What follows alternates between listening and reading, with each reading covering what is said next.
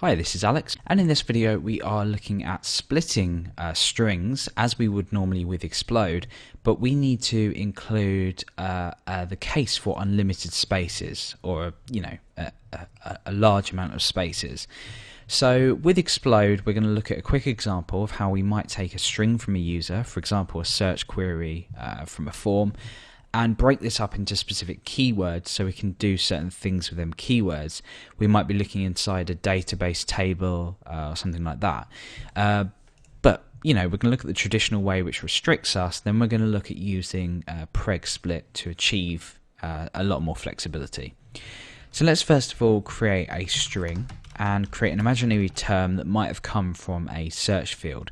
So for example, blue car. Now this is the perfect search term. We've got no white space around the outside and we've got one space in the middle. So in an ideal world, what we could do is we could say keywords is equal to explode, and we could explode by a space, so a space there, and the string that we want to explode here is string. So when we go ahead and use print r to look at the contents of this keywords array, or this function's returned an array, we get blue car. Now in an unideal world, which we live in, and we had say 3 spaces or 4 spaces and a couple of spaces there and 1 space there, we get ourselves into a bit of a mess when we use explode, because we're only exploding by a space. We've got a space here, here, here, and here. So let's kind of have a look at what mess that we've got ourselves into. And you can already see here that we've got an empty element here, a few empty elements in the middle, a couple of empty elements on the end as well. So really, when we are going to process something like this for different keywords and maybe query a database, we've got ourselves into a bit of a mess here. So we need to come up with a solution that allows the splitting of something based on any amount of spaces, and we also need to get rid of the problem of the spaces on the outside, which isn't really directly relative to this tutorial, but it helps to explain. So the first thing we're going to do is trim this. We're going to use the trim function, and this is going to trim white space from the left and the right hand side. We do have L trim and R trim, but we're just going to be using trim. So first of all, when we go ahead and say die, actually that's not going to provide a good enough example because HTML won't format that properly. But yeah, this will basically trim this and it will trim this. So now we're left with a problem that the user can still enter a large amount of spaces between these keywords. For example, we could have another here. So I'm going to include something with a lot of spaces here as well.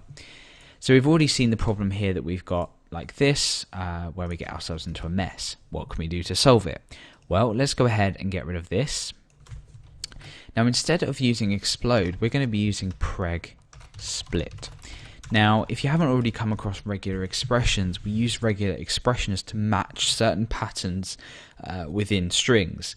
So for example, we could say I want this to match any amount of spaces and split by that, and that's what preg split does. We have other preg functions, but we're just going to be looking at preg split because that's the point of the tutorial. So in here will be our regular expression. It will no longer be the delimiter. We could use a space. It does exactly the same thing if we use a space. So for example, refresh. Oh, sorry, no, it doesn't. I'm thinking of something different. We place a regular expression in here. And what this will do is it will match it and then explode by that. So our regular expression, what's it going to be? Well, we start with 2 forward slashes because our regular expressions go between these 2 forward slashes, and this is a really basic regular expression. It's basically in brackets. What we want to match here is going to be a space, and we're going to we have our backslash for that as well. And then after this we want to say plus, and this means any amount of this, so any amount of anything between the brackets because of the plus. So we're saying split by any amount of spaces. That's it. It's relatively straightforward. When we refresh now, the spaces that the users added in between that aren't relevant have been removed using preg split.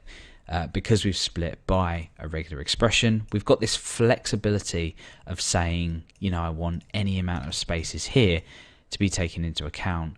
So again, if we were to add loads of space on the end of here, just imagine this being the user's string, and then when they come to actually submit it, we still end up with these 3 keywords that we can actually go ahead and focus on.